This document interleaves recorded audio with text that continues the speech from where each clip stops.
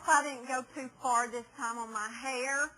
I told Travis just to fix it where it'd be real easy and put some color in there so people would not think I was a surrogate mother carrying somebody's child or something like that. And here he is. He curled it. I thought that would be real easy, but I don't know that I wanted that much curl. What's Mr. PJ going to say? Is he going to think I'm still pretty? And I don't know. I have some questions now we need to talk about. This is difficult. I'm 52 years old, and it's quite a surprise, to be honest with you. I wasn't quite planning on this at this stage of my life. I know it's a blessing and such like that, but it's difficult emotionally and physically and mentally, too. You want to know the truth.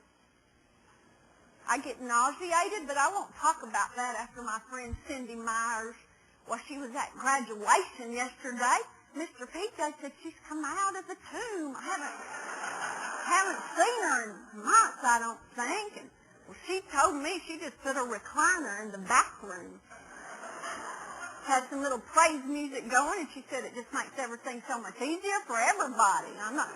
It's hard. I mean, this is hard. In the fatigue, I get so tired. I'm trying to teach little William some school, and I'm sitting there, my head is just nodding, and I finally just have to lay it down. I just keep reading, William, I'm listening. And I wake up, and he's gone. He's out up in the tree with his little BB gun guarding the house. Feels like he has to protect me when nobody else is there, and I don't know, it's just hard. This is difficult. It's a little bit of a trial for me, and the styles are so different. I thought about calling the feminist movement, see if they'd want me for their poster child. I mean, they'd get a good laugh at that. I mean, the little clothes now are tight. Have you seen that? I mean, they wear these little tank tops that just stretch. You can see the belly button when it starts popping out. It's like, okay, I guess that one's almost done. I don't know why they're thinking that. Mr. PJ said that I could not do that. That's okay. Oh, and then the pressure just that we experience. The greater our capacity, Mr. PJ preached, I believe that was last Sunday, to be filled with the Holy Spirit, that we should glory in these pressures. I mean, when Jonathan Werner was blowing that balloon up, that's all I could think about was how pressure, and I'm wondering if I'm getting to my maximum yet. I identified with that balloon. There's lots of moms in the church that'll come to me when they find out they're with child. You know, when it's like their fifth or sixth or something, because there's not many people they can go to that'll rejoice with them. I mean, people of this world don't understand the glorious mystery of a child being knitted together in a mother's womb, and they actually just look at you with horror.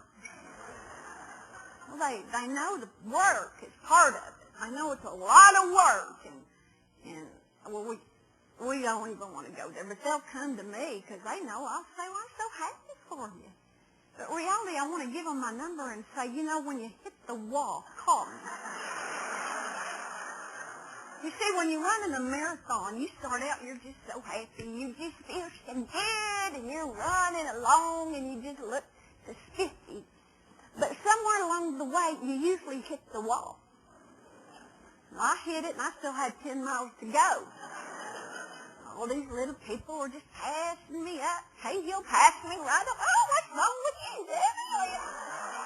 I'm just dragging, and she's just going like a steam engine. I'm just barely making it. Adrian Blythe decides she's going to try to help me. She's all spiffy, she hasn't been running. She just gets in the race with me so she can help me to the end. And she'd say things like, Mrs. PJ, do you see that little curve? You think you can make it to there? And then we'll run to that little 7-Eleven. Can you do that, Mrs. PJ? Oh, yeah, I can do that. So I make it to the 7-Eleven. That's how we made it to the end. She just said, oh, you're doing so good, Mrs. PJ. I could just see myself passing out and her dragging me across the finish line. I'm just glad I made it. William said, Mama, are you going to win this one this time? I said, boy, I'm just trying to make it across the finish line. That's all I'm doing. That's what I want to tell these little mothers. You just call me when you hit the wall, because we can help each other. I can help you make it through. Now, I haven't children. It's actually one of the greatest blessings and the greatest trials of my life. Here it is, Mother's Day. Can't wait to see what the children are going to say about me this Mother's Day. And the little blessing time we always have. I told Mr. G. PJ, I said, honey, I have this figured out. All year I've been making these 3x5 cards. And when I do something and nobody notices it, I just write it on a card. So on Mother's Day, I want you to hand those cards out to the children. Now, he knows my love language is words of encouragement. I told him I don't care if they mean it or not. I just have them say it. That's part of training the children. They'll catch on one day. Oh, and my kids are just so talented. They're so unique. Jacob told me at the graduation ceremony, all these kids were gathered around William, just oohing and awing. And I said, what was my William doing? He said he was tucking his ear in, and everybody's just amazed at it, because when he tucks it in, it stays there. Now, my kids are talented. I am proud of them. Proud of them. They're funny. Oh, we can laugh. But what about this time? I'm so old.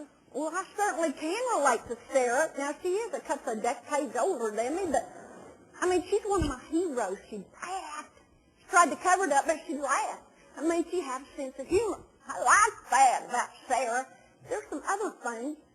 I mean, you must have liked her quite a bit. You put her in the Hall of Faith. Said some good things about her.